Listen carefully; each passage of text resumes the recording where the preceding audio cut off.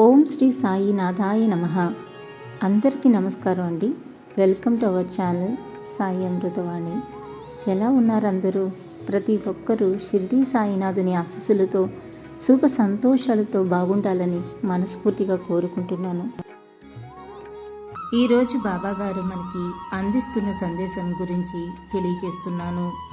దుష్ట శిక్షణ, శిష్ట రక్షణ, ధర్మ సంస్థాపనల కోసం 19వ శతాబ్దంలో ఈ భూమిపై వెలిసిన సమర్థ సద్గురువు శ్రీ సాయినాథులు తనను మనస్ఫూర్తిగా విశ్వసించిన తన భక్తులకు ఎల్లవేళలా వెన్నంటి ఉండి వారికి తన అమూల్యమైన అభేద్యమైన రక్షణ కవచం అందించడమే కాక తన బోధలతో ఉపదేశములతో వారిలో పరివర్తన గావించి వారిని సన్మార్గంలో నడిపించే అద్భుతమైన దైవం శ్రీ సాయి.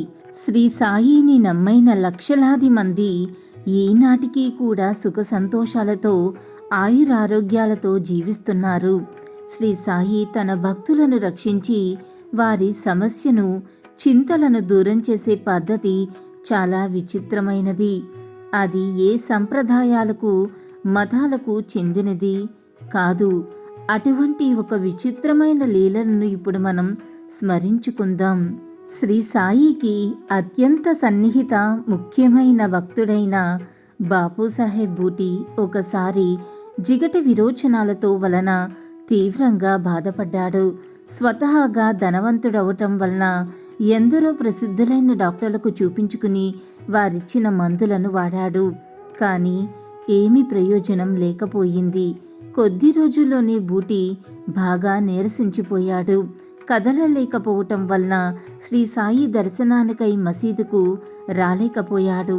అప్పుడు బాబా అతనిని మసీదుకు రమ్మని కబురు పంపించి బూటి రాగానే తన ముందు కూర్చోబెట్టుకుని తన చూపుడు వేలు ఆడించుచు, తస్మాత్ జాగ్రత్త, నీవిక విరోచనములను చెయ్యకూడదు అని దృఢంగా పలికారు. అఖిలాండకోటి బ్రహ్మాండ నాయకుడు, రాజాదిరాజు అయిన బాబా ఆ మాటలను అనగానే వెంటనే విరోచనాలు ఆగిపోయాయి. గొప్ప గొప్ప డాక్టర్లు విలువైన మందులు కుదర్చలేని జబ్బును ఆ మహానుభావుడు కేవలం తన మాటలతో కుదిర్చిన వైనం అత్యంత విశిష్టమైనది. మరొక సందర్భంలో బూటికి కలరా వ్యాధి సోకింది. ఒక రోజులోనే తీవ్రంగా నీరసించిపోయాడు. ఏ విధమైన ఆహారాన్ని, కనీసం నీరును కూడా తాగలేకపోయాడు. బూటికి సన్నిహితుడైన డాక్టర్ పిల్లే తన వద్ద ఉన్న ఔషధములన్నిటినీ ప్రయత్నించాడు. కానీ అవి ఏ కొద్దిపాటి ఉపశమనాన్ని కూడా ఇవ్వలేకపోయాయి.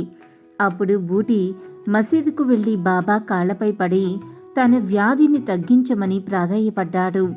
అప్పుడు శ్రీ సాయి బాదం, పప్పు, పిస్తా, అక్రోటలను బాగా నానబెట్టి పాలు, చక్కెరలో ఉడికించి సేవించమని చెప్పారు. ఆ మాటలను విన్న వారందరూ ఎంతగానో ఆశ్చర్యపోయారు. ఎందుకంటే వైద్యశాస్త్రం ప్రకారం ఈ మిశ్రమాన్ని సేవిస్తే జబ్బు మరింత తీవ్రమై చివరకు ప్రాణాలకే ముప్పు కలగవచ్చును. కానీ బూటి బాబా ఆజ్ఞను శిరసా వహించి ఆ మిశ్రమాన్ని సేవించాడు. చిత్రాతి చిత్రంగా బూటి యొక్క కలరా వ్యాధి కొద్ది గంటల్లోనే తగ్గిపోయి అతనికి పూర్తి స్వస్థత చేకూరింది. ఈ విధంగా వైద్య విజ్ఞాన శాస్త్రాలన్నిటికీ విరుద్ధంగా బాబా తనదైన ప్రత్యేక శైలిలో తన భక్తుల యొక్క రోగాలను తగ్గించి వేసేవారు. ఇందులో మనం గ్రహించవలసింది ఏమిటంటే బాబా మాటలే ఈ ప్రకృతి అంతటికీ శిరోధార్యం.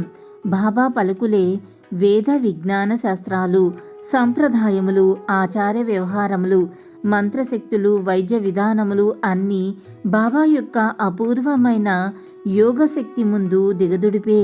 బాబా ఆజ్ఞలను శిరసా వహించిన వారికి ఆయన యొక్క అనుగ్రహ, కరుణా కటాక్షములు లభ్యమై జీవితం ఆనందంగా, సాఫీగా సాగిపోతుంది.